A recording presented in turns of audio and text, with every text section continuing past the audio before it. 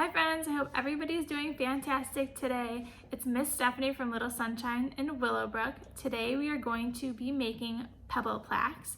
And this is something really easy you guys can do, but you will need help from your parents just a little bit. So the first step is you're gonna preheat your oven with mommy and daddy's help to 275 degrees. And then you guys are gonna take 3 cups of flour, a cup of salt, and then a cup and a quarter of water, and you're gonna mix it all together with the help of mom and dad, and it's gonna create this dough. If the dough is too dry, you guys can just add a little bit more water at a time, and it should make it to the perfect consistency. And then you're gonna take the dough and put it on a cookie sheet like this and flatten it out. And you guys can make any shape you want. I just made it flat like a pancake and do a circle, but you guys can do a square, a heart, whatever you guys can do. And then I did collect rocks outside, and I'm going to place the rocks right into the dough.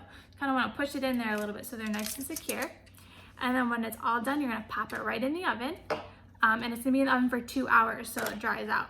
And then when it's all done, mommy and daddy are going to help you guys take it out of the oven, and it's going to look something like this.